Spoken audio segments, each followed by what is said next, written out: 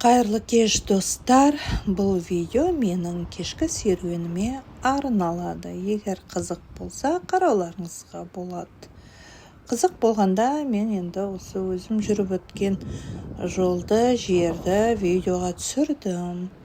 Мына жер Астана қаласының әкімдігінің жаны, Конгресс-холл жақ. Күндіз адамның шаруасы болады, сондықтан серуенге шығуға уақытым келмей жатады. Сондықтан кейде осылай кешке серуенге шығамын. Әрине қауіпсіздік шараларын сақтаймын, тым кеш далаға шықпаймын. Енді күннің енді батқан кезі, және бұл көпшілік жүретін жер, орталық. Қызық деймін, бір ай бұрын ғана осы жерде адамдар көп жүретін. Жаңағы мен көрсеткен шырша, жарқырап тұратын, жаңа жылдық безендіру, каток болды, горка болды. Жақын арада бәрін бұзып тастаған. Қыстың енді бізде желтоқсаннан бастап аяз тұрды ғой. Сол күннің аяздығына қарамастан адамдар улап-шулап бала-шағаларымен жүретін.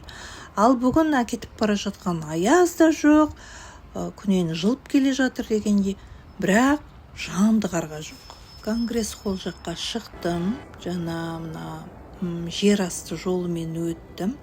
Бір қазақ кісі сырнай тартып отыр екен, дауысын естіп жатқан шығарсыздар. Қалтамда 200 теңге бар екен, соны садақа ретінде салдым. Айтпақшы, қазір Рамазан ай ғой. Бітір садақа қанша білмейді екенмін, жазып жібересіздер ме? Мінеки мен жағалауға, Есіл өзенінің жағасына қарай бара жатырмын. Конгресс-холл, енді қазір филармония залы дейді ғой. Осы ғимараттың жанынан өткен сайын, бір апта сайын концертке баратын адам сияқты міндетті түрде барып афишаны оқимын. Мен көптен бері концертке бармаппын, бәлен жыл болды, шыны керек. Бірақ жақында билет алдым, осы наурыз айында концертке барамын. Вот.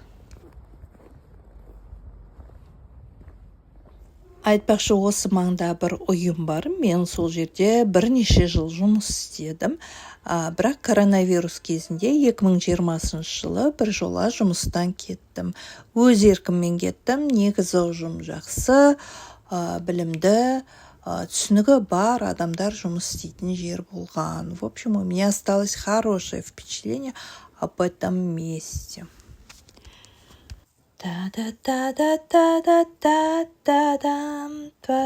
Әнім жоқ, мінеке The Beatles тобының әнін айтып келе жатырмын. Yesterday ең әйгілі әні, британдық рок-группа, 60-70 жылдары әйгілі болған группа. Джон Леннон, Пол Маккартни. Мінеке Есіл жағасына да келдім. Қараңыздаршы, бұл жерде де адам аз. Бір ай бұрын үлкені де кішісі де осы жерде толып жүретін. Коньки теуіп жатады, шанамен, баллонмен сырғанап атады. Қазір міне адам аз. Күн бүгін аяз емес, бірақ адам аз. Бұл нені білдіреді? Бұл дегеніміз қыс қызығы басылды деген сөз. Адамдар қысы ренжімеш енді. Қыстан шамалы шаршағандай, суықтан шаршағандай. Енді бізге не керек? Бізге жылу керек, бізге көктем керек. Қыс қызығы басылды демекші. Бұл жерде қыс тарапынан кінә жоқ. Қыс әлі де өз рөлін атқарып келеді.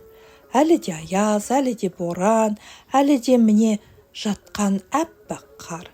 Бұл жерде біздің қысқа деген қызығуымыз басылып қалғандай. Біздің жан дүниеміз аспанға ұқсайды. Үнемі қозғалысты, өзгерісті қажет етеміз. Үйде жатсақ та, күнде далаға шықпасақ та, ұзақ болған қыстан шамалы шаршап, мезі болғандаймыз.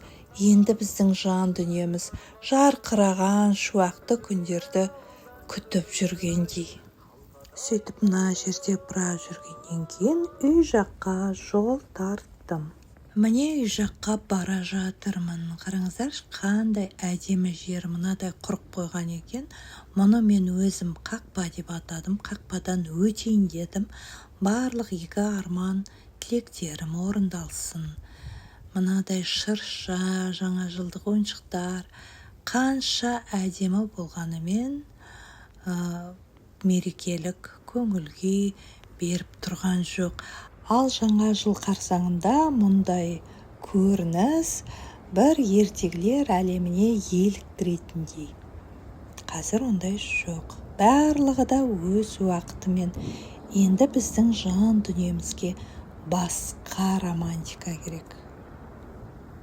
Мүмкін мынадай романтика керек шығар. Міне әдемі ер кісі мен әдемі келіншек.